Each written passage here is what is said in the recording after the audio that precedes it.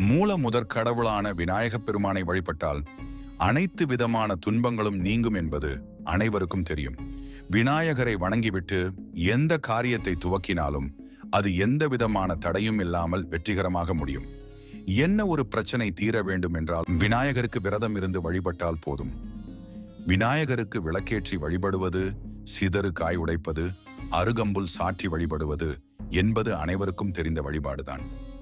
இவ்வாறு வழிபடுவதை விடவும் சாதாரணமாக விநாயகரை வலம் வந்து வழிபட்டாலும் கூட அவரது அருள் முழுமையாக கிடைக்கும். விநாயகப் பெருமான் பெரும்பாலும் ஏதாவது ஒரு மரத்தடியில் தான் அமர்ந்து அருள் புரிவார்.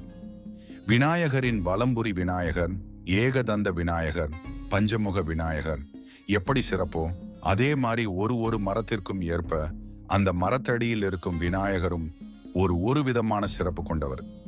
விருட்ச சாஸ்திரப்படி அனைத்து மரத்திற்கும் ஆன்மீக ரீதியாக ஒரு தனி சிறப்பு உண்டு. அதனால் தான் கோவிலில் ஒரு மரம் தல விருட்சமாக உள்ளது. இந்த மரங்களை சுற்றி வந்து வழிபட்டாலே நமக்கு பல நன்மைகள் கிடைக்கும். அப்படி இந்த மரத்தடியில் இருக்கும் விநாயகரை வழிபட்டால் விருட்சங்களின் ஆன்மீக பலனுடன் விநாயகரின் அருளும் இணைந்தே கிடைக்கும். அப்படி எந்தெந்த மரத்தடியில் இருக்கும் விநாயகரை வழிபட்டால் என்னென்ன பலன்கள் கிடைக்கும் என்பதை இந்த பதிவில் தெரிந்து கொள்ளுங்கள்.